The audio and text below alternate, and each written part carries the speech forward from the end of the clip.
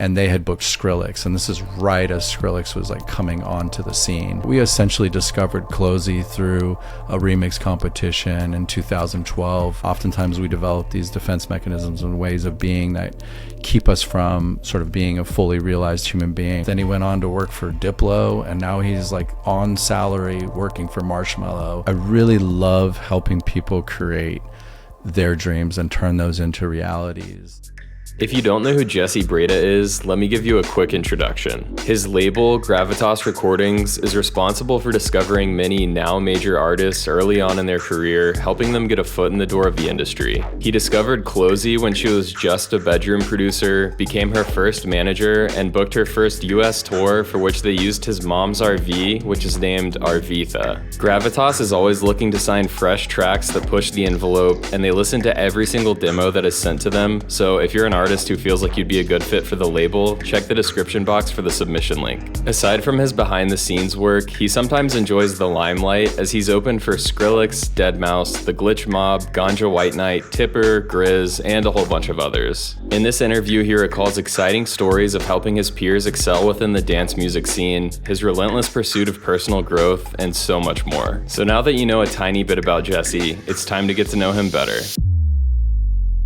So to start it off, first question, how did you discover electronic music? And also, especially in a time when it wasn't very prevalent, and also you did grow up in Texas. So that's not really a place where electronic music would be booming back then. So could you tell me about that? Yeah, well, I guess, I'll say that I'm 43 years old. And so I grew up in Amarillo, Texas. That's where my mom and my father divorced. I was born in Santa Fe, and I moved to Amarillo, Texas when I was 4 years old. And I had a friend in high school. She was a year older than me. Her name was Sephora. And at first I kind of had a crush on her, and then we just became friends, and we never dated. But she was really into electronic music. She would go to raves, and she dated older gentlemen. And I think she introduced me to Chemical Brothers, Orbital, and Crystal Method. And a really funny story, which I love to tell, is my friend Chad Cisneros and of Tritonal. We went to high school together in Amarillo, and we were driving around in my 1975 Volvo station wagon, which was painted Easter egg blue. And we were listening to Crystal Method, and at the time we thought that all of the sounds were created by spinning records. And so we thought like every sound was a record, and we were imagining these guys like DJing like hit records.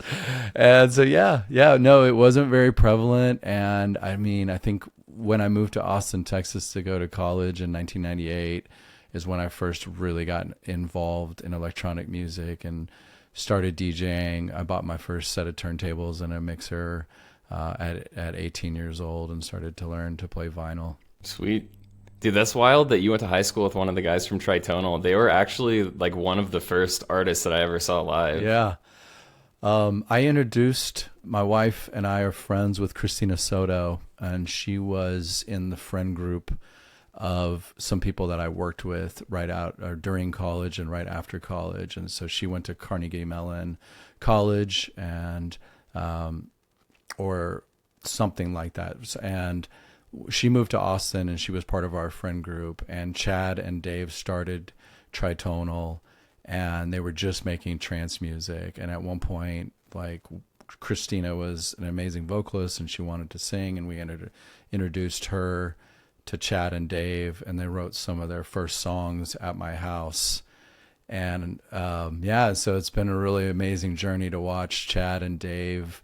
Chad has a freaking amazing story. Like, when we were in high school and into college, he had a really bad drug problem, and he was able to overcome that. He went to, really got involved in Narcotics Anonymous and the program, and still to this day he has invested in like recovery centers, and has really done, an amazing job of turning his life around and, being sober and living that lifestyle, having a residency in like Las Vegas and traveling around the world, playing all of these shows, being around as much substance abuse and consumption as someone in that business is.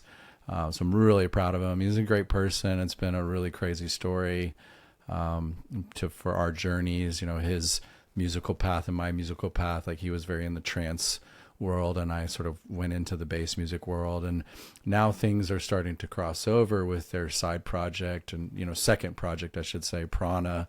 So that project is starting to get to play at some of the festivals where I'm seeing people like Murillo and Of the Trees and a lot of the Gravitas artists play, and so they're starting to kind of be into this conscious transformational festival scene, which is really cool. Nice. Yeah, I should check that out. I didn't know that they started a new project. Yeah, for a while it was secret, and they weren't telling anybody who they were. And then they started. They just recently did their first like proper tour for it, with production and sort of this whole stage show and everything. So it's really cool. Yeah, and that's amazing about him, like getting over his addiction too. I feel like that seems to be a common story with a good amount of artists. I feel like there's like a superpower in that, because you really have to face that dark side of yourself and probably get to know yourself a lot better through that experience, which I'm sure can be useful. Yeah, I mean, I wonder if it's like, having discipline and having, I'll say this about Chad is like, he always had this like insane, still does, insane energy. And he finally got it pointed in the right direction and kind of got it going to where it was creating good for his life versus sort of the destructive power of addiction and substance abuse. So I think that there's a lot of that. I think there's a lot of people with like ADHD and ADD and some of these neurodivergent personality types that, if you can sort of harness the power of that thing, it can be a superpower. But yeah, it takes some deep work. And now Chad has really gone deep with meditation and yoga, and he's traveled to India and really gone really down, studying sacred texts and things like that, and really working on his mindfulness practice, where I think he's meditating, sometimes like an hour or two a day, sometimes more. So yeah, whatever he does, he goes all in. So yeah, maybe you should interview him too. He's a great story. For sure. Yeah, I would love to have him on. So I guess moving on to the next one, you produce yourself. So I'm curious when you started producing, how long you've released music for. I don't actually produce that much. I definitely know enough about it to like know what I'm talking about, and like, understand compression, equalization, mastering, all of the parts. And, I started playing music, learning guitar when I was 15 years old. I had bands, did a little bit of like, producing events, fell in love with DJing. So I would say more than anything, I'm a DJ and a curator. And I really got excited about running the label, thinking about it through that lens. I pretty quickly realized I did not want to be a music producer. And when I first started DJing, people like Sasha and Digweed were the top of the top DJs. And then at some point it really flipped to where producers and the people making the song, to me, as it should be, started to get the credit and the limelight. And then you often saw people like that were not very good DJs, and they didn't have great stage presence, and they didn't really know how to perform or play their sets. So that was sort of the other problem. But I am very much an extrovert. I get filled up and excited by working with people and collaborating and creating things. I went to school for computer science and business, and then I worked at an email marketing firm and a music video startup company, and sort of learned a lot about marketing, a lot about internet, a lot algorithms, and how to put things out into the world, publishing. And so when I combined my music selection, curation from DJing with sort of that marketing expertise, really the label was born out of those two things. So yeah, to answer your question, I have produced. It's not something that wouldn't be my primary thing I would put people towards. I think really the label has been my baby. Yeah, definitely. I just noticed that you had released a few tracks on Gravitas, and I know it's been a while, so I figured that wasn't your main thing, but yeah. Yeah, I mean, it's amazing, and I wish there was time for everything, but I really love helping people create their dreams and turn those into realities. And I also didn't want to be really, I knew I didn't want to tour. I'm married. I love my life here. I didn't want to be out there traveling. I mean, it is a really, really hard grind. Even people like CloZee or Beats Antique, who I've, managed, and Desert Dwellers, like, they love their life. They love to perform, but the travel is really hard on your body. It's really hard on your marriage. It's really hard on your sanity and mental health. And so I sort of identified that pretty early on. I've played in, Las Vegas, California, Atlanta, I've gone to Mexico and played there, and that's amazing. But it definitely didn't call me. So it was pretty early on where I decided that wasn't the path I wanted to take. Yeah, I think that's pretty reasonable, especially if you're happy with your home life and everything. It makes sense. So can you tell me a little bit more? I know you kind of mentioned this, but tell me everything that led up to creating Gravitas and like what sparked the idea. Yeah, I mean, like I said, I've been DJing a long time. I was very much into the house music, progressive house world, and dubstep hit Austin, I think, what was that? Maybe 2006, 2007. And I was like, oh, cool. This is different and fresh and exciting. And then I went to Burning Man in 2008, and I saw the Glitch Mob, Bass Nectar, Adam Freeland, Anasia, and a lot of those people playing just really fresh music with, broken beats. And it really caught my interest. And then in 2009, I went to a program called the Landmark Forum.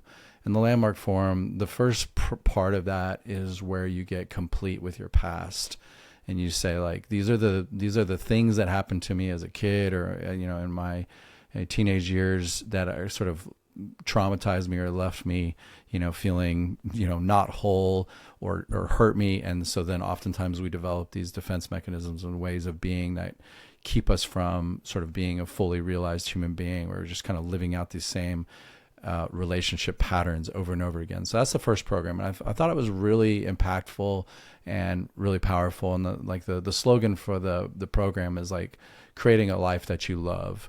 And so I continued in that program, did the second course, and then the third course is a program called SELP, Self-Expression Leadership Program. And inside of that, you're tasked to create something that's bigger than yourself, and you learn the ideas about enrollment and registration. And so enrollment is getting people excited. Hey, I'm doing something. This is why it's cool. This is why it's interesting. And then registration is like, would you like to be a part of that? And so the first time I did SELP, I wanted to create a music school, and I drew this up. And then obviously the realities of needing to have probably $1 million in the bank to find property and create courses and hires, it hit me in the face pretty quick that wasn't something that I was probably going to be able to do inside of an 8-week course. But I did get some really cool ideas and out of it. And through that program, they said, well, you're actually really good at this, and you have a knack for coaching people. You should come back and coach us, be a mentor, for some people in the program. And so I came back and did it a second time. And inside of that, I still had my own project while I was also coaching the participants. I created the idea, Gravitas. At the same time, there was this internet forum called the Glitch Hop Forum, and people like Elisha and the Glitch Mob and EPROM and G Jones, Symbionic, like so many of the people that were part of the early days of Gravitas were all kind of sharing music and putting stuff out. And there was this kid, really was I think he was 16 or 17 years old. His name was Cryptex. And he kept posting music, and he was doing a lot of mashups and remixes and stuff. And I was like, this guy's really good. And I kept downloading his music from SoundCloud. And at the same time, I think this was 2010 or 11, just about probably 2010. I had booked Panty Raid, which is the side project of Uwa from the Glitch Mob's side project with another guy, Marty Party, to play in Austin. And I was really excited about their music, and had them booked to play at like a 300 cap venue. And Disco Donnie had someone working for him in Austin, and they had booked Skrillex. And this is right as Skrillex was like coming onto the scene. And so they hit me up, like I've done a lot of work for them and knew them, and we're all, all in good terms. And they were like, look, dude, like your show is going to get slaughtered. And I think at the time they had the Skrillex show for like at like an 800 or 900 person cap room. And they were like, we're going to move it to the Austin Music Hall, which I think fit something like 2,800 or 3,200 people. And they said, why don't we'll combine the shows and you can open. And we've got another, support Austin support person. And then we'll have Panty Raid, and then we'll have Skrillex. And so that's what happened. And I remember, that was at that time the biggest show I'd ever played by far, up on this gigantic stage in a big box room. And they opened the doors, and it was like probably 700 kids ran inside to come, and it was young, and I was like, holy cow, this Skrillex guy is, I mean, I heard his music, but I didn't realize like the intensity of how excited people were about this. So I played my set. I played a couple of those of Cryptex's tunes in my set, and recorded it, posted it back to the Glitch Hop forum, and he just went absolutely crazy because he was like super stoked on Skrillex, and the whole scene. The fact that someone had played his music to that many people really blew his mind. So we created a friendship, and I was quite a bit older than him, and I kept saying, man, you're really talented, like send me more of your stuff. And so he sent me like a Dropbox folder of probably like 35 songs, and I was like, wow. And I'm a super huge fan of the Glitch Mob, and now luckily to call them friends at this point. And he very much was emulating their sound and kind of taking a lot of influence from Edit and a lot of that glitchy bass stuff that was happening. And so I was like, man, why don't we do a record? Like, why don't we pick out some of the best songs? I'm trying to launch this, this thing called Gravitas, which I had created in the SELP program. And he was like, okay. So we probably picked like 5 songs. He worked on them.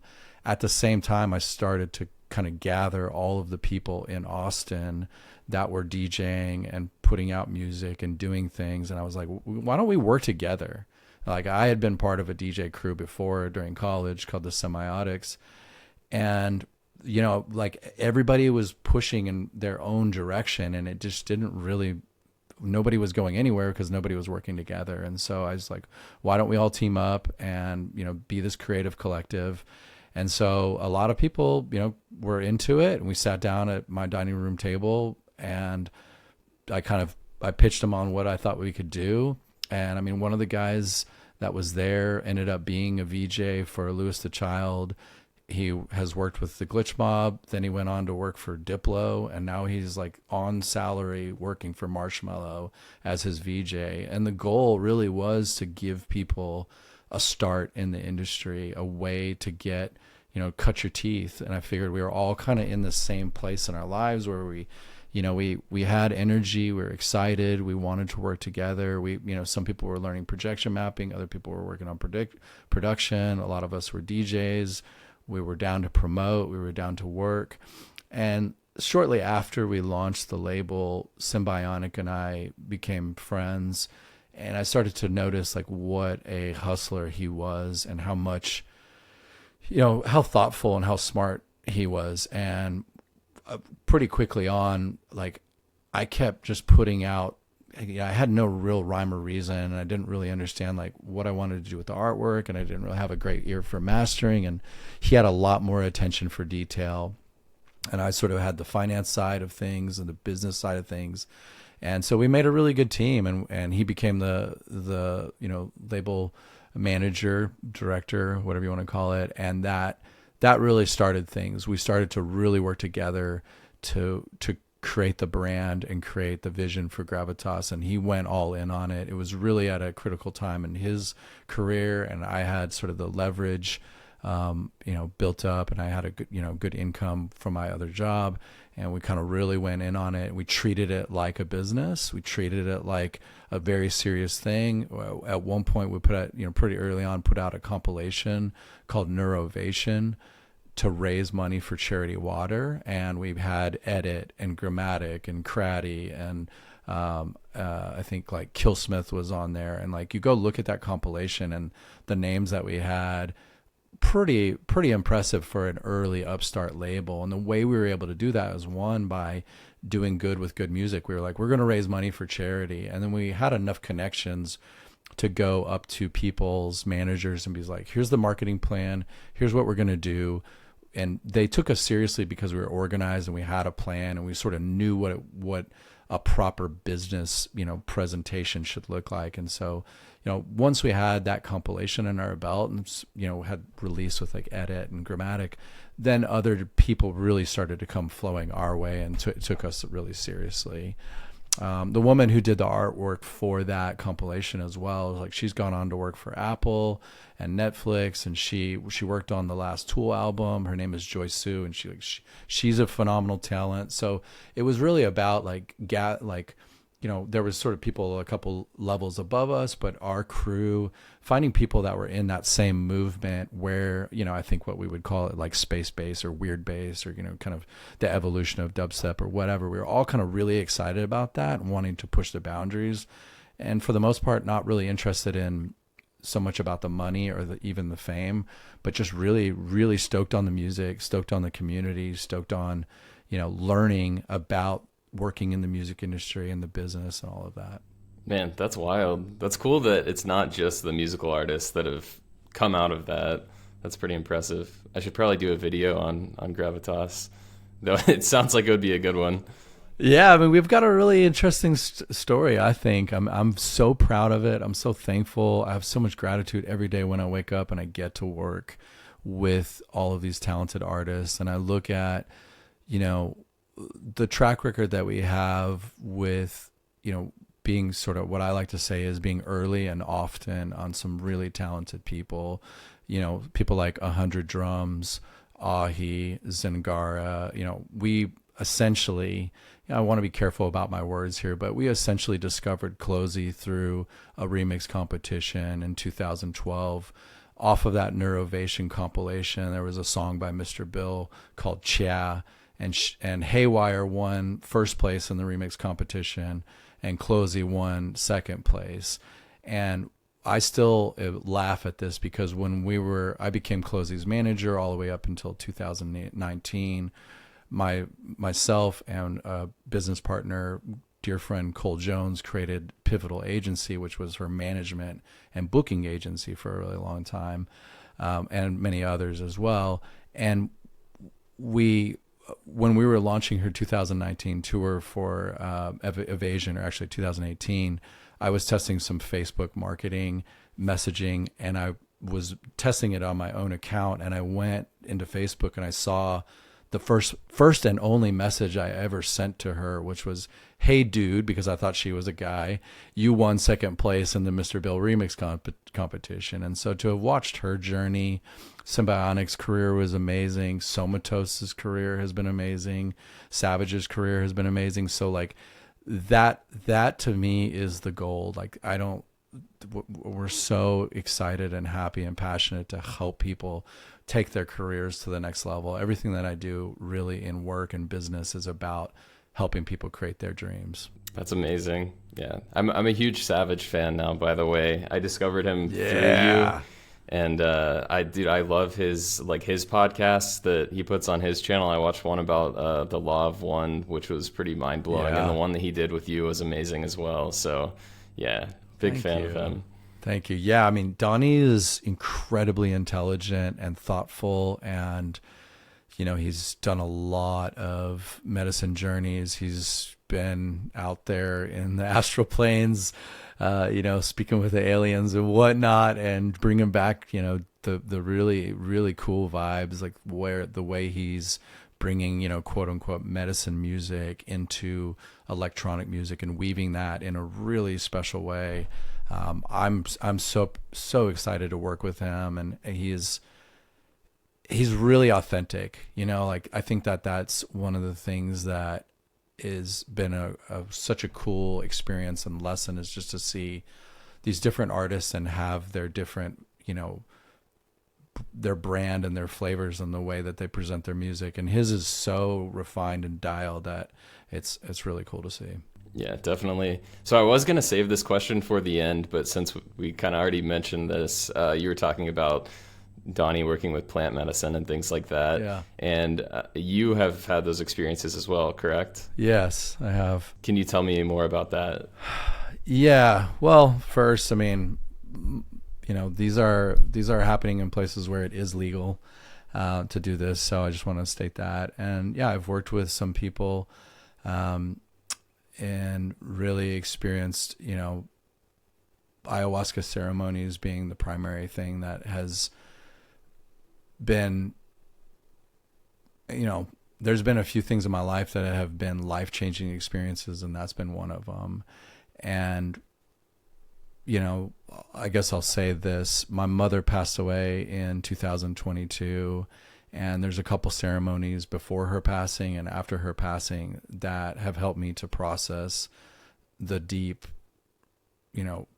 extraordinarily painful grief that I went through, and confronting that and processing it and learning to love the grief and really experience the pain has broadened my experience of life and my outlook on life. And so, when people talk about these, there's a lot of language that goes around with these plant medicines. And before I had really worked with them, I didn't really understand it. And to some extent, maybe was a bit dismissive or even maybe poke fun at it. But when people talk about having downloads, that is something that's been crazy, because in these ceremonies, they can be like, at one point you're sitting there and then all of a sudden it feels like you're just gifted this information or this aha moment in your life. And it feels like this missing block in this puzzle. And it's like it did not come from you. It felt like it came from somewhere else. And all of a sudden you have this new relationship with whatever you're dealing with. And so for me, a lot of that has been around death. In one of these ceremonies, like I went through the deaths and sort of experienced pretty quickly the death of all the people that I love in my life, sort of in sequence, one after another. And it was heartbreaking. But after that, like the love and the compassion that I was able to have for them was just so much deeper and so much, I can tap into that anytime that I'm feeling sort of lost or like I need some help or want to tap into love. Like I can go back to those ceremonies, and it's just like such a beautiful reminder and way of just opening my heart back up to the reality that like we're here for just an instant in time, and that like in my mind all we are is love, and that we're basically the universe, like a little fraction of the universe reflecting back to itself, experiencing itself. And my relationship with spirituality, like we talked about, I grew up in Amarillo. It's basically the Bible Belt. And if you're not a Christian or you're not, in this, Baptist or, Presbyterian or whatever, then you're sort of an outcast. And I developed a pretty bad relationship with religion, and subsequently it probably put a really bad taste in my mouth around spirituality. I always felt spiritual. I always felt connected to that.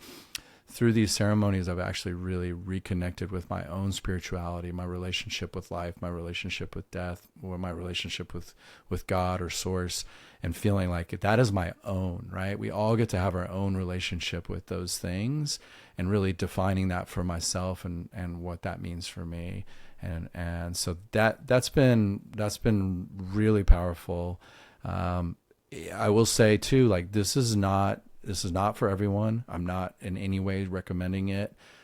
This is something that everybody should do their homework, read about it, learn about it, watch videos, and really take it seriously. These are very, very powerful substances.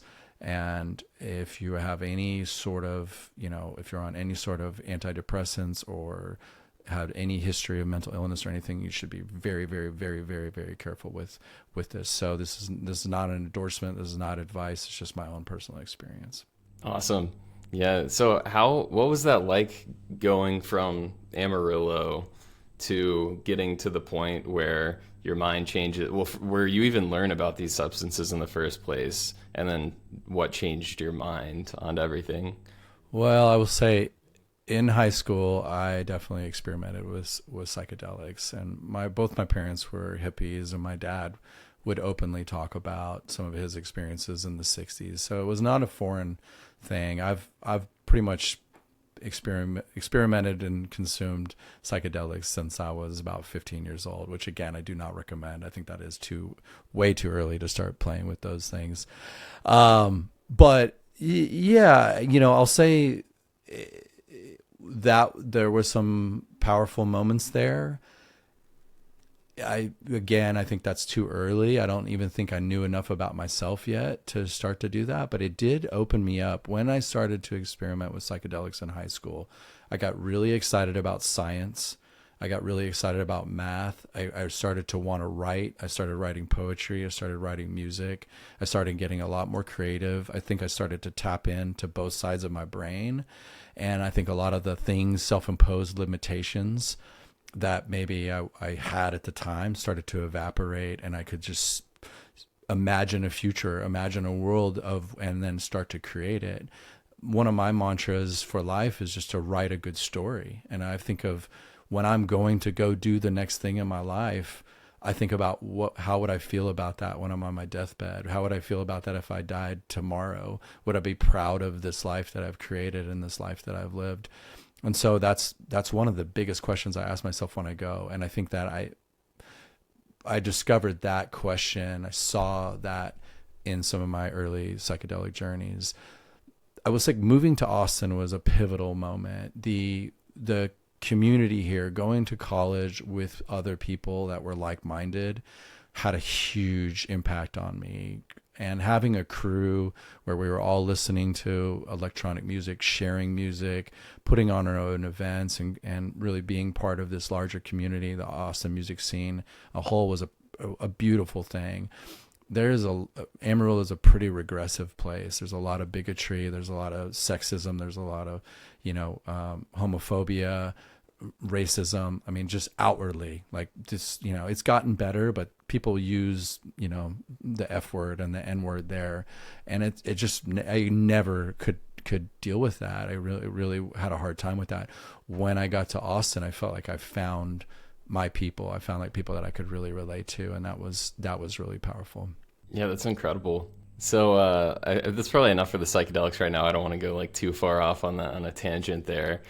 So bringing it back to Gravitas, you mentioned a little bit about the charity side of things, and I would kind of like to know a little more about that. Yeah, I mean, I'll say this, we found that it just feels really good to do things besides your own career. And from a marketing standpoint, when you say like, hey, we're doing this to raise money for this cause, you get people excited, and compilations have been a huge deal for us where, for one artist, it doesn't take that much for them to, have one song. And then as we're collecting all of these, these tracks from people, like that just becomes there's a snowball effect to that. We did a bunch of compilations for the DEF CON conference that happens in Las Vegas. That's a hacker conference. And all of that money goes to the EFF, which they fight for internet privacy and freedom. And so that's been a big one. Charity Water has been a big one. I don't know the exact numbers off the top of my head, but every $5,000 raised and donated to Charity Water creates a clean water well in a village where they don't have access to clean water. And what that ends up meaning is that women and children, who typically are the ones that have to walk to wherever the water source is, now don't have to do that. They can now work jobs and they can go to school. And oftentimes that walk is also unsafe, so they get attacked or raped and things like that. So that's been a huge one. We've been recently with Savage supporting Future Nativo, and that's the indigenous tribes in Peru. And so that's, I believe, going to create a solar array for their village so they can have lights, all these things that we take for granted. We worked with a guy named Jay Smith, and he owned Livid Instruments. Obviously he's canceled, but Bass Nectar used his Livid Instruments. Richie Houghton was an investor in that company, and a few other prominent DJs. And so they made controllers. And so we were partners with Livid. We did some compilations where they donated prizes for remix competitions and things like that. And then right at the time that the Ice Bucket Challenge came, Jay Smith, the founder of Livid Instruments, came down with ALS.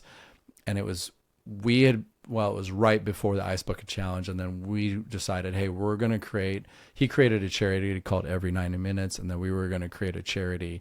And it had Bass Nectar, Richie Houghton, Tritonal, I think Grammatic. I'll have to go back. I know Matthew Deere, Machine Drum. You can obviously probably pull up the artwork and the track listing and show everybody. But it was all-star lists, and these were all people that sort of came through the Livid Instruments. They were like featured artists and partner artists for that. And so we raised money to help for ALS research. And that was a really powerful one. Let's see what else. There's a charity, there's a music education brand here in Austin. They've changed their name a couple times. I think it's called Beat for Beat now, but they basically go into public schools and offer electronic music production skills and music production, teaching, after school and things like that. And so that was a big one. And then, it's just, again, like I don't live off the label. And so I have another business called LionShare Digital. It's a branding and web agency. And so everything that we make either goes back into the label or we're doing things for charity. And obviously we pay back the artists for their portion of the music and royalties and all that. Yeah, that's incredible. So I know you just mentioned LionShare Digital, and I read about that was your web design company.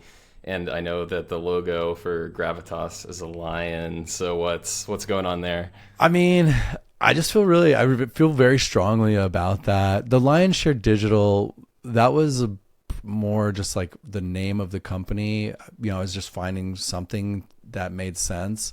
And I thought that was a cool play on the, we're going to get you the lion's share of business or something like that. And it feels strong. And I like the word share. I think that's interesting. And it feels regal. I love cats. Like my wife and I have 3 cats, and I'm just a huge fan of cats. And so I just think they're beautiful animals, and I just resonate with it. It's not like it's like my spirit animal or anything, but it definitely is something that I feel like when I see them, like I just like, I don't know, I feel a connection to cats, and obviously the lions are like very strong, beautiful animals. So nothing really more past that. I gotcha. Yeah, I do love cats too, and it's interesting now that I have cats, watching like big cats and just noticing it's like they're seriously the exact same. One's just way smaller. It's pretty wild. Love it. But so now I want to talk about a little bit about Gravitas Create. Sure. So a little story about that. So I think you commented on my Pretty Lights video first, which was like my introduction to you.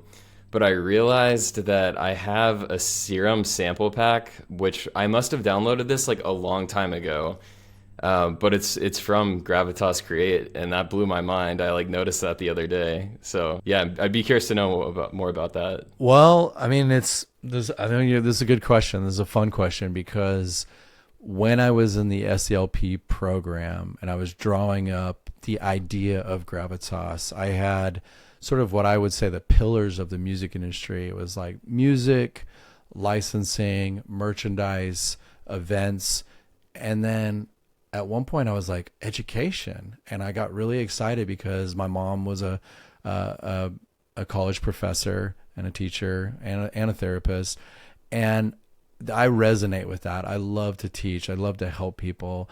And so we kept talking about this in the early days of Gravitas. And I think when I was younger, I really wanted to rush through things. And as I've gotten older, I've really started to learn a little bit of patience. My wife maybe won't agree with that, but I think so. And then it's like we started to see the possibility of what a music education brand could look like. And the vision with that was that artists,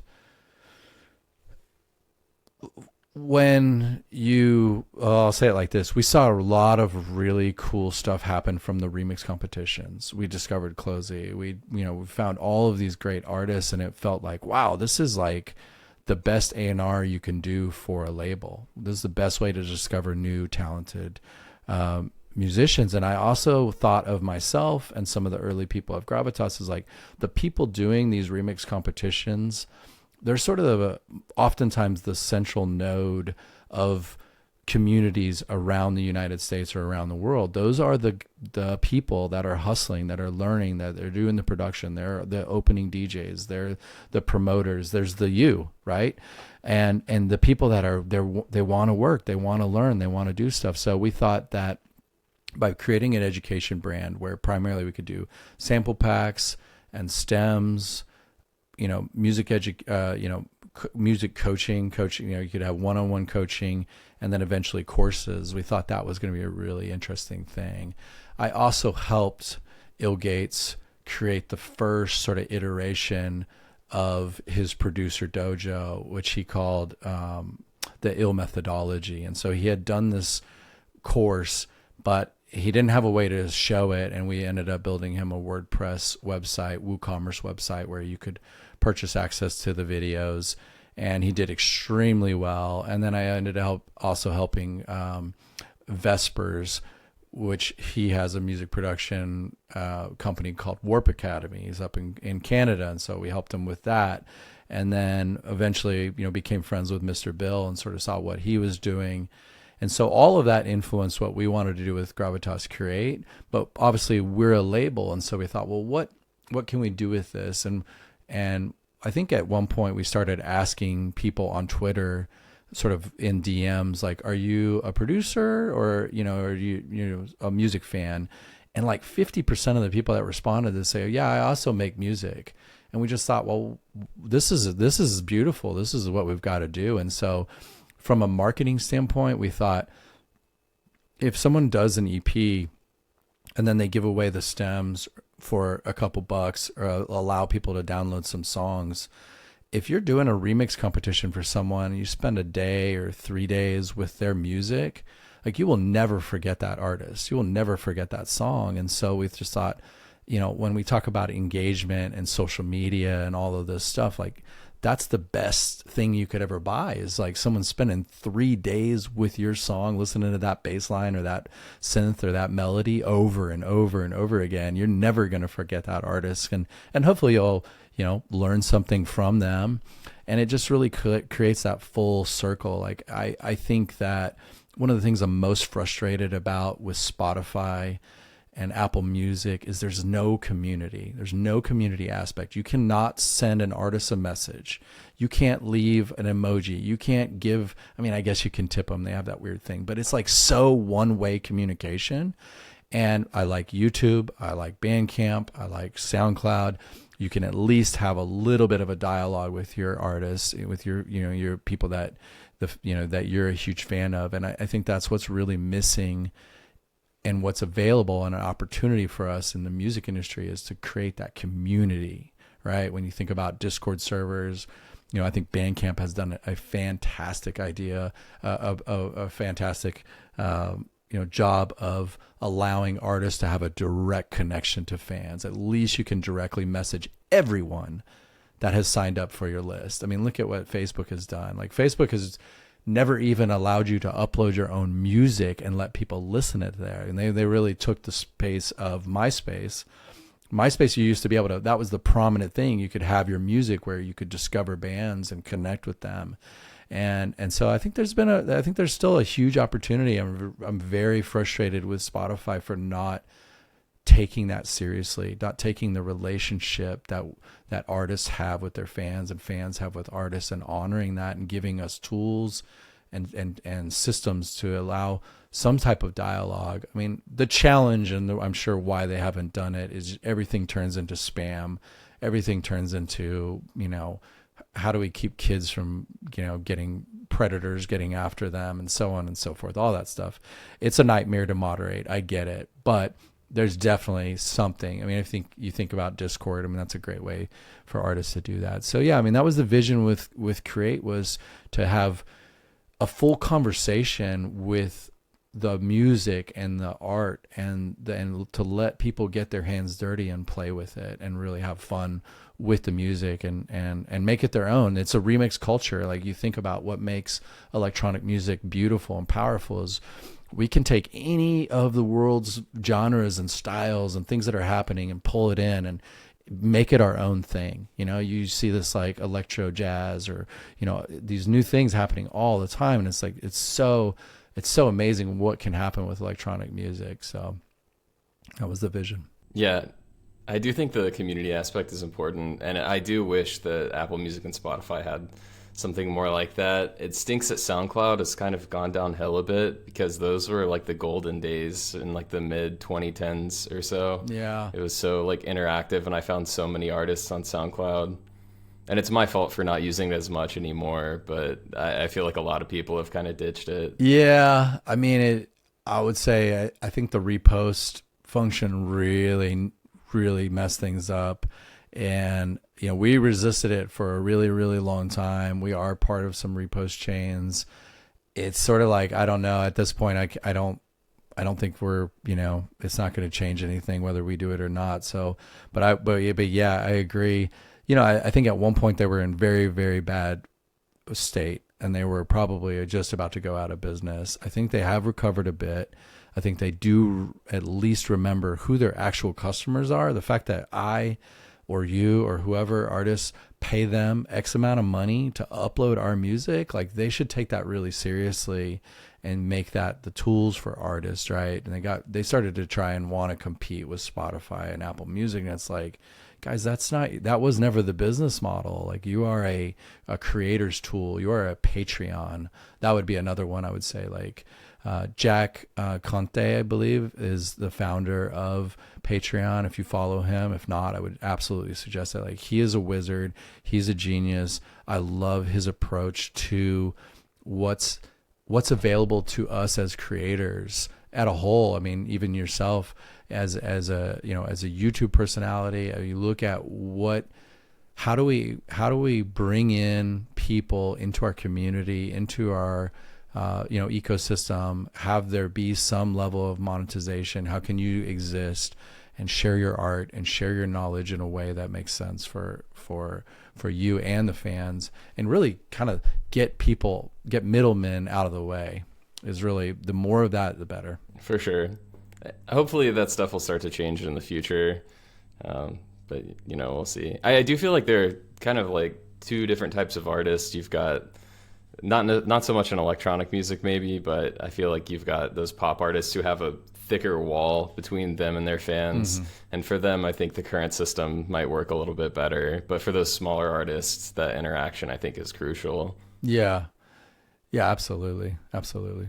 So you talked about Burning Man earlier. I'd be curious to know also more about that, how many times you've been, how you got into that community, how you discovered it. Let's see. A friend of mine, Brian Kruger, invited me, and he had gone, and I had seen pictures. I don't think I totally understood. I think, like I said, 2008, I borrowed an RV that my mom owned, which later became Arvitha, which is the RV that we put Chloe out on her first big tour on. And it was like me and three of my buddies. We just drove out there, and I mean, it was definitely another like absolutely life-changing experience. To me, like, the art's amazing. The place is amazing. What really blew my mind and changed things for me and led to the creation of Gravitas is the participation. And it's really kind of goes back to what we were just talking about, is like, I think we're in this new world where everybody does have a voice. You can get Twitter, you can get Facebook, you can Instagram, there's really a very low barrier to entry to start creating something. And that's, I think, very empowering.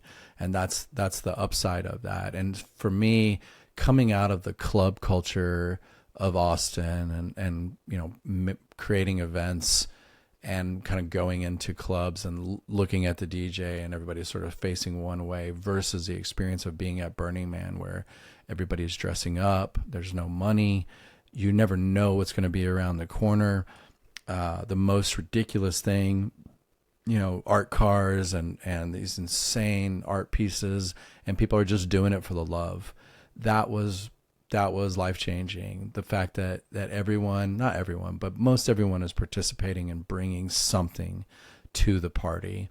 And that has permeated through a lot of our culture. And you see that showing up in ways that maybe we're not realizing exactly where that's coming from. But, some very influential people in tech and the media and beyond they go there, and that's a lot of the inspiration for them. And now you see, festivals like Coachella and Bonnaroo having a lot more interactive art. You see things like Meow Wolf and other interactive events. Things that happen at South by Southwest are interactive. And to me, where that's coming from, one of the seeds, not all of it, is this Burning Man experience and getting, like, you are the main character kind of thing, and you are going into this experience like a Meow Wolf experience and interacting with all this art, and there's a story, and it's sort of non-linear too. You can kind of come into it at any point, interact, experience, get inspired, get lit up, and then you can exit at your own place. And I think that's a really powerful, important thing that has come through, through the Burning Man culture. And also just the radical self-reliance, the idea that you need to come prepared, you need to take care of yourself, and you need to pack it in and pack it out, clean up after yourself and clean up after others. And we're going to leave this place better than when we showed up. And we're going to take that seriously. We're going to have integrity around our situation. It drives me crazy when I go to festivals and there is all this trash on the ground. It's like, this is, especially like Austin City, it's like, this is my city, and you guys have come here and you got pissed drunk and you threw your trash on the ground, and it's just gross. It's just gross. And I know that comes across judgmental, but it's like, we can be better. We can do better. And so when you have to pack in all your stuff and pack it out, and you get graded sort of on how you leave the place, it takes a lot of resources, money. I mean, I am a privileged human being. Absolutely. It takes a lot of privilege and money and time to get to Burning Man. It's a pain in the ass. You don't get there by accident. So when you show up and you get to enjoy that week with everyone else and make art and celebrate and just have that full ecstatic experience, it's really powerful. I mean, I fell so deeply in love with my wife at Burning Man. We were watching the sunrise, and we had just listened to Panty Raid play, and I was watching her like skip out into the sunset, or sort of the sunrise, and she had this like bright orange wig on, and I just was like, right then and there, I was like, I'm going to marry her. I decided I wanted to ask her to marry me. And we got on Abraxas, which is this like really famous art car, and we were riding around, and I remember just screaming at the top of my lungs, like, I love life. I love everyone. And I mean, yeah, I had maybe had some substances, but it really wasn't that. I mean, it was a full ecstasy moment of like, just how lucky we are to get to be here for this moment and share love with each other. It was just beautiful. And so, yeah, it's a profound place, profound experiences. It can be horrible. I had a year where it almost broke us. It was so hard, and we really didn't have a lot of fun, and it just was. So, it's not a guarantee that it's going to be that either. So every year is different. Yeah, I feel like I would like to go at some point. everyone that I know that's been talks about it kind of the same way as you, and says Yeah. it's amazing, but it's also extremely difficult. And yeah, you have to be totally prepared, which can cost a lot of money. But it definitely Yeah. seems like an interesting experience, no doubt. Yeah, there's kind of a joke. I mean, just to poke fun at myself a little bit and not take myself too seriously, is like there's the Venn diagram of people that are vegan, people that I would say I would add ayahuasca, Burning Man, and people that do CrossFit. And then in the middle of all of that is people that never shut the fuck up. And so like when you go to Burning Man for your first time, you will come back and you won't shut up about it. You'll just tell everybody about it and they'll be like, oh my God. And then, you know, when you try it, when you sit with ayahuasca, it is a life-changing experience and you will talk about it to the point where people are like, we get it, dude. We get it. So it's, you know, but it's incredibly powerful. And when you have those transformational experiences, and you get, like for me, I get inspired and I want to create the world that I see in those moments and make the world a more beautiful place. Like I don't see anything wrong with that. It's really inspiring. It's really exciting to be a part of that moment in time. So when you did ayahuasca for the first time, did you go with a friend who had like been to the retreat that you went to before and all that? Because that's another thing that I'm interested in. I have had experiences with other like mushrooms and things like that have been very profound, but ayahuasca, I feel like I've heard a lot of things about. It's like you got to go to the right place. There's a lot of bad places. Yes. And so I'm curious what your experience was. Yeah, I mean, I think as it's getting more popular, as you know, people like myself or others are sharing these stories so publicly, it's really exciting. And I think that there can be a very predatory,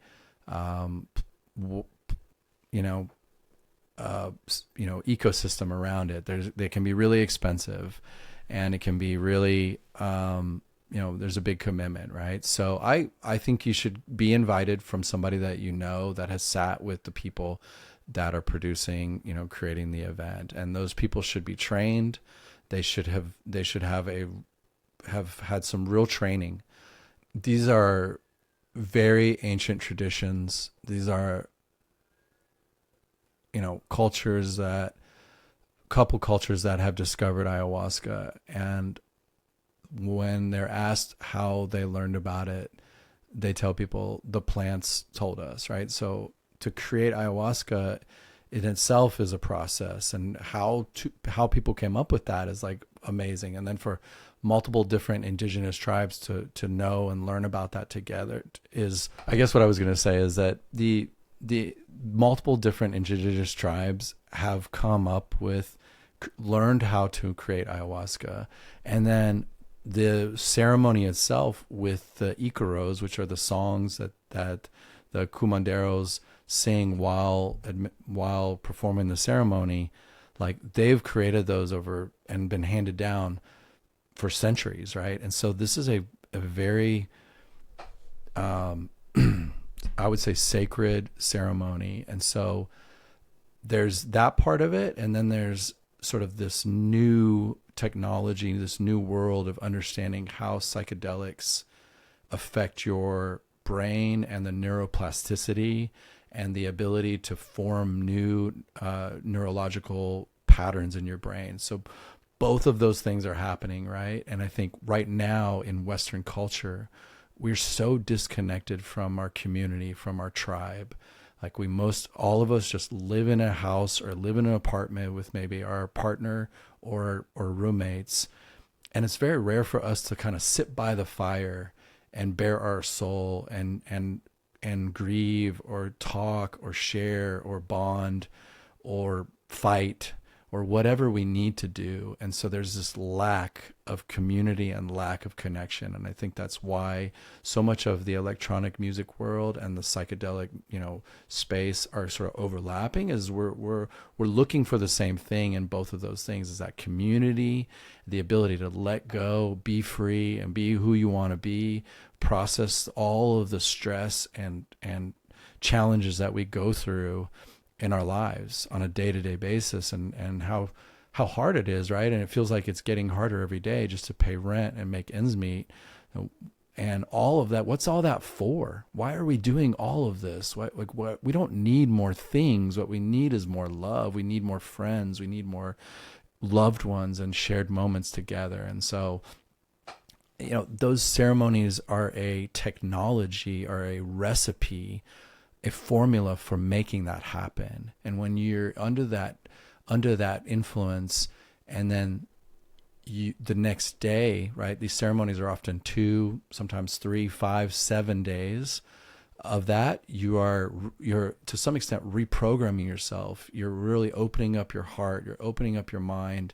You're starting to process and let go of the grief and the struggles that you've been through, and then making room for new growth and new love and new experiences to happen with others. And then there's sharing circles, at least the ceremonies that I've been in, where you're asked to share what happened, and you're allowed to share that with other people, and then you bond through that. And those bonds are really powerful. Those are really special moments to go through that with your people.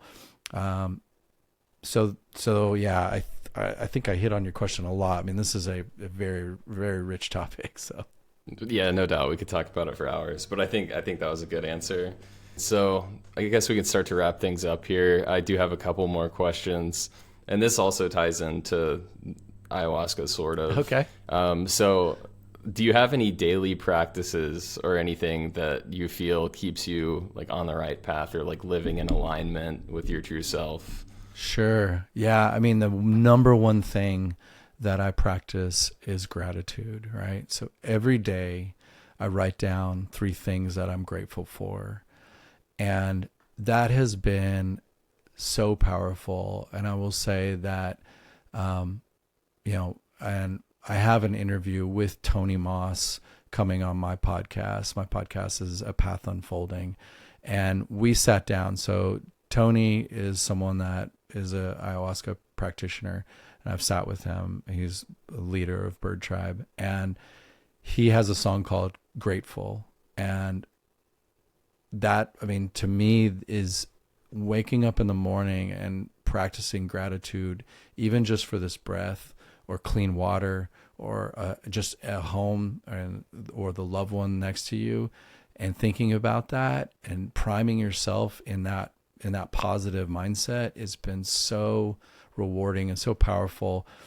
And it's so easy to take things for granted. And I know that's cliche, or like we all have heard that, but having a practice around that is how we get through that. It's just like yoga. Like, what do you want to be more flexible? Do you not want to feel stiff or sore when you wake up in the morning or whatever? Like, you got to work on it. And so for me, that gratitude practice has been huge.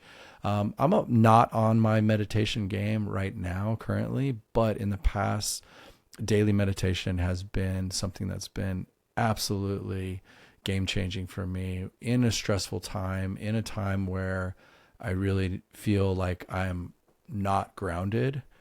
I will go back to my meditation practice. And currently right now, I'm feeling good. I'm working on my exercise. I mean, for me, exercise has been, the last year and a half, has been a really powerful, daily practice or weekly practice, probably 3 to 4 times a week. That has had so much benefits for my mental capacity and lifting weights. And I think this was maybe in Arnold Schwarzenegger's book, but he talks about like the very design of weightlifting is that you are going to fail. By the 10th or 11th or 12th rep, if you're lifting heavy weights, you won't be able to get it up. You will not be able to lift that weight. And so you feel like that's a failure. You're supposed to go until failure. So getting comfortable with pushing until you fail, I think, is a really powerful mind hack to say, like, we're always going to be confronted with that failure. If everything is easy, then there's sort of like no point to life. And so what happens when something in your life doesn't go the way you think it should, or you fail, or you don't hit the mark that you had in your mind? You just go again. And then each time you're going to get stronger and get better. So the practice of running and feeling like, man, I can't do another mile, or weightlifting, or, doing, 20 burpees. And at the end, you're just like a wet noodle. It translates into work, and it translates into creativity, and it translates into everything else. So, yeah. Was there ever a shift in your life that was, pre all of these mindfulness practices and all that? And then, like, do you see, looking back on your life, there being two versions of yourself, like the before and the after? Or was it more of a natural progression? Yeah, I don't see that. My dad is a Buddhist, and so I've been exposed to that idea of Zen Buddhism for a really long time. I think maybe all of these things have just come slowly over time, and so there's no big like aha moment where I was like, oh, I think my introduction to like actual meditation practice was through Headspace, and I really liked the way that Andy, the main guy in the app, delivered the 10-day, like it was like a 10-day for free, and 10 minutes at a time. And I think that, in conjunction with listening to Tim Ferriss, where he talked about how much it helped him with his anxiety. I am not an anxious person. I'm a very much like, I jump into the cold water, and I jump into the deep end, and just go and deal with the consequences later.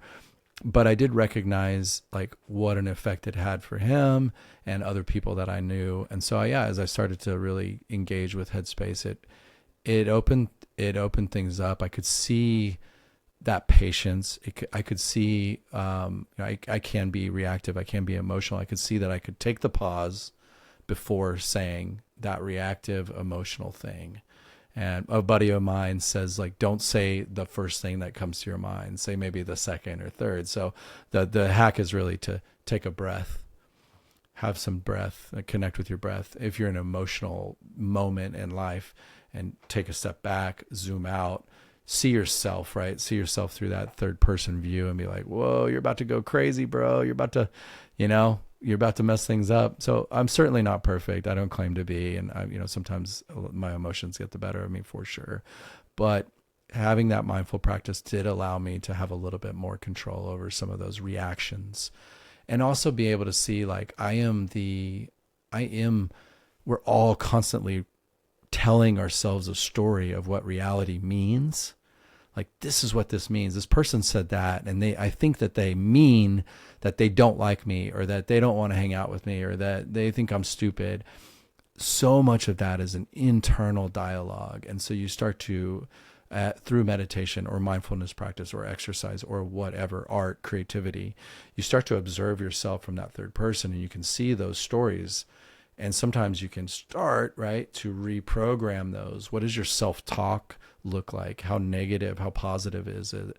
Again, going back to Tim Ferriss, I think I just read him say something about like, if your self-talk is something that you would get mad at somebody else if they said that to your best friend, then you need to rethink how you talk to yourself, right? So how critical are you of yourself?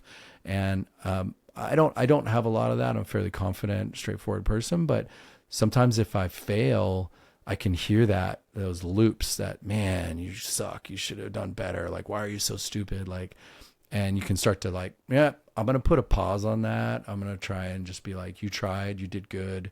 You showed up, you worked hard. You did the best you could. It didn't go the way you wanted, but it's okay. So, yeah.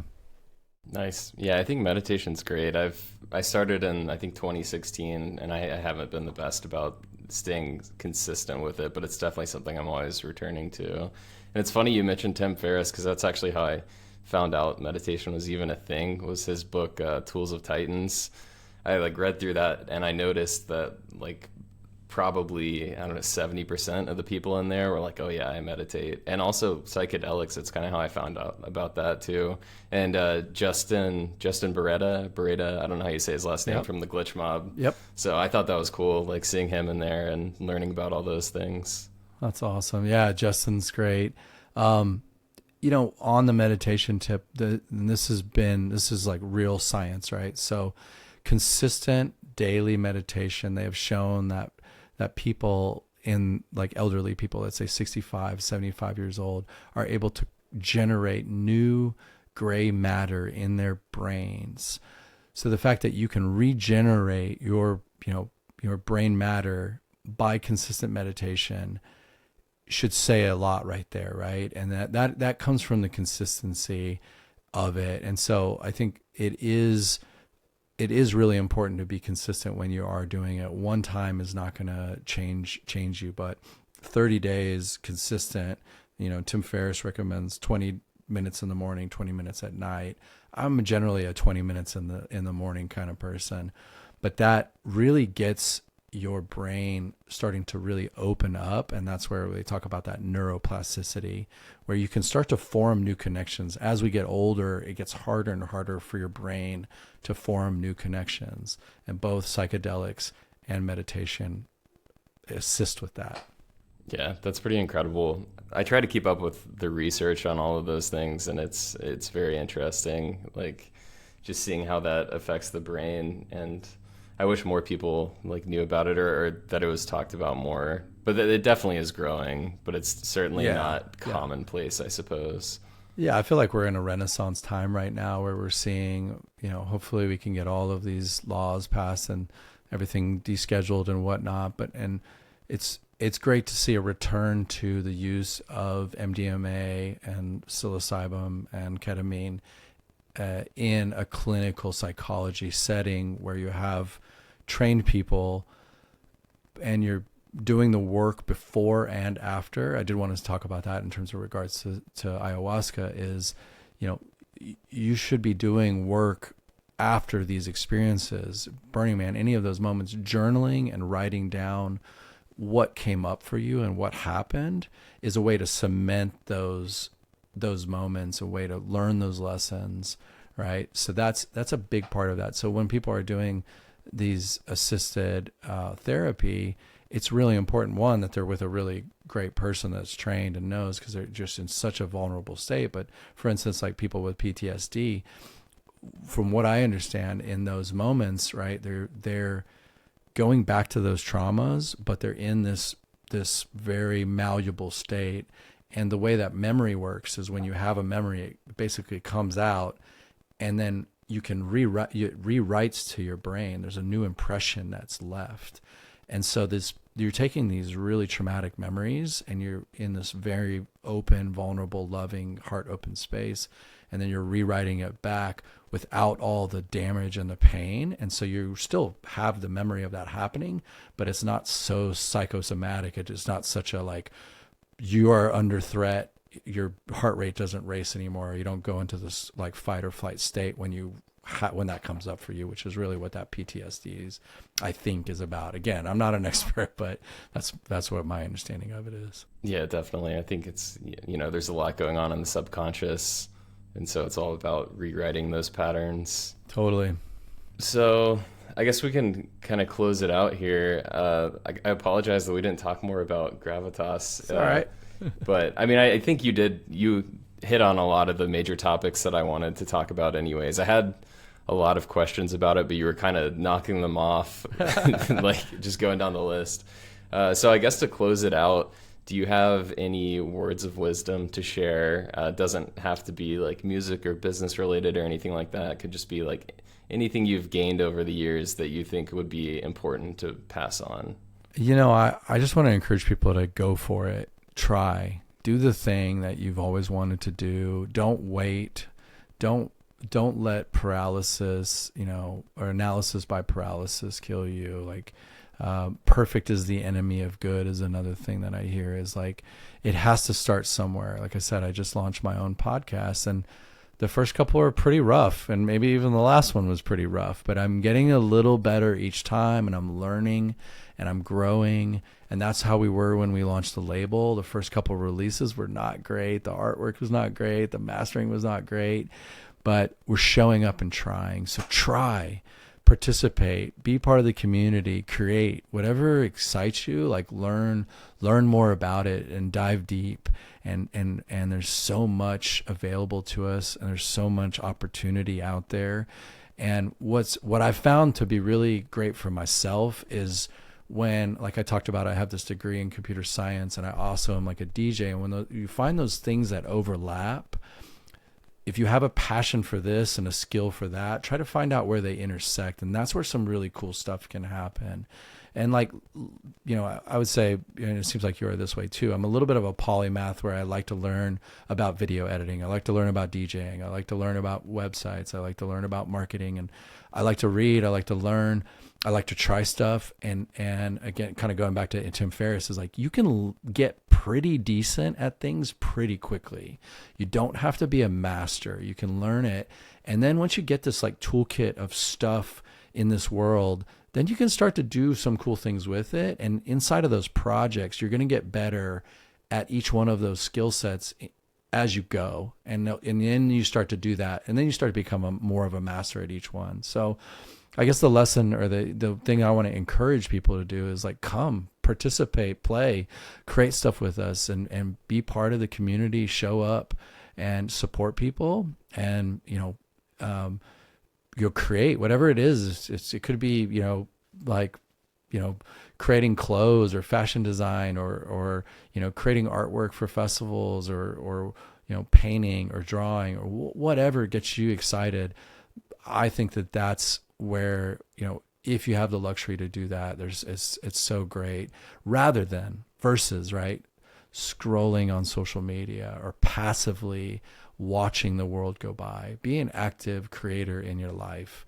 And there's so much cool shit that happens from that. You never know what doors will open and what, career or, relationship or friendship will come from that. Yeah, I think that's incredible advice. And I feel like that kind of resonates with me. Yeah, man, look at it. Like, we're having this great conversation, and like, you started something. Like, if you had never started your YouTube channel, like, we would not have met. I would have never known that you existed. And like, you're doing these really deep dives, very thoughtful, all this homework. You can see how much effort you're putting into your videos to kind of tell these stories and narrate it. That's not easy stuff. So immediately had respect for you just for trying, even if there were little awkward, vocal moments or like weird edits or something. And I'm like, who cares? Nobody remembers that stuff. They remember how you make them feel, right? So you put this out, and like, that's already leading to cool stuff, and you're getting to interact with people like, Austin, right? You did this podcast with AU5, or was that who it was? No, it was Julian Gray. Oh, Julian Gray. That's right. Yeah. And like, what a cool thing, right? And then you get to like hear his whole story, and like, we're connecting, and like, it's such a great lesson. It's such a beautiful story for like, just get out there and do it. Just make whatever if you can dream it, then go build it. And from there, it's like learning how to break a harder thing down into simpler steps. And that is a trick, but that's, pen and paper is your friend. Like, just break it down. By tomorrow I'll have this. In a week I'll try and do this. In 2 weeks I'll try and do these things, bit by bit. And I tell people, a lot of the artists that I mentor or have managed, I'll be like, it's day by day, song by song, fan by fan, city by city, show by show. Like, that's how you build your life. That's how you build a music career. It's one person, one song after another, and there's no shortcuts. There's no overnight success. Everybody that's, really, truly built a career can tell you that. Yeah, I think that's amazing. So it was actually my therapist was the one who got me to start the channel. Nice. Funny enough. Nice. Yeah, it was a hypnotherapist, actually. I went to him to work on confidence, because I think that's something I've always struggled with. Basically, I feel like I've always had a lot to share with the world, but I've always been bad about actually sharing it with the world. Wow. And I would consider myself a pretty introverted person. So the thought of even putting myself on the internet seemed like something I would never do. And so, yeah, my therapist talked me into it, and I put a lot of thought into like, well, what kind of content would I like to watch that isn't really out there? And that's kind of how I came up with the documentaries. But even if you told me even a year ago when I started posting those videos that I would now be doing video interviews, I mean, that would blow my mind. I still get nervous for it, but I'm just proud of myself for actually being able to do that now. So absolutely. I'm proud of you too, man. Like, way to go. way to conquer those demons. Like, we're all dealing with stuff, man. We all have these challenges. We all have this self-doubt. We all have that imposter syndrome. We all have some level of like, I'm not good enough. I'm afraid of being found out. I'm afraid of being rejected. I'm afraid of not being loved. It's the human condition. I mean, that's it. Like, we all struggle with it. So it's really good to know and feel that, and to feel. One of the reasons I love music is because in that moment when the music is hitting and we're all together and literally all experiencing the same vibrations in our body, we feel a little less alone. We feel a little less scared. We feel a little more connected to source, to the universe, to the fact that we are all one, and that, in my belief, we're all returned to one. And that's a beautiful experience. And I think that's what's so powerful about music is it often translates, language, and we're so limited by our language, or so limited by our senses. And when you just feel in your heart, in your body, that we are connected, and often, having that experiencing through music or psychedelics or sex or love or food, wow, I'm experiencing the same thing this other person is. It's such a beautiful moment of feeling less alone, less scared, less afraid. Yeah, absolutely. I think that's helped me a lot, just understanding that everybody goes through that stuff. Yes. And not feeling like I'm isolated on my own little island. Yeah. So now when I have insecurities or anything like that, I can recognize like, well, probably everybody deals with this to some extent, so it's not that big of a deal. So. Nice. I like to tell people, like, if they get nervous, like before going to college, I was nervous, and I realized, man, there has been millions of people who have gone to college. And then it's like, oh, I want to get married. There's been millions of people who have done that. The first time you have sex, or you do drugs, or whatever, you kind of think about how many other people have done that before you. And then it's just like, it's a rites of passage. It doesn't mean it isn't hard or isn't scary, but we're all kind of doing that same human experience. So yeah, love that, man. Well, good for you. And good for you for going to therapy. Like, we should destigmatize that so bad. I've been to therapy. I have a great therapist. And just like you would go to the doctor if you broke your arm, we got to work on our minds, man. They are very complicated, challenging, biochemical, organic matter going on with some crazy stuff that we barely understand, barely scratching the surface of it.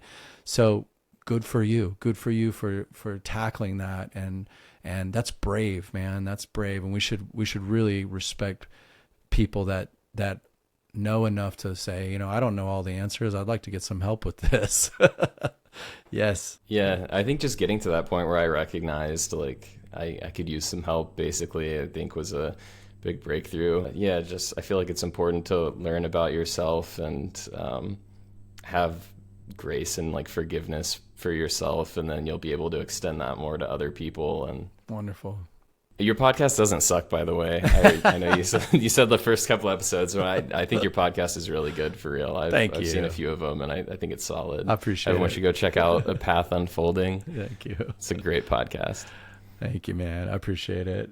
Well, like we said, we're all our own worst critics, so it's always going to be like, look how cringy I am, or I hate the sound of my own voice, or oh, that shot's terrible, it's poorly lit. And it's like, nobody cares about that, man. Nobody's thinking about that. I will say, I got to see, I got to leave here in 4 minutes, but I got to watch the Glitch Mob perform second to last at Austin City Limits, and they were on this massive stage that had a huge blade set up. I watched them from front of house, and they also went backstage, and they had like, huge bus and tractor trailers of all their equipment, and Red Bull recorded their set.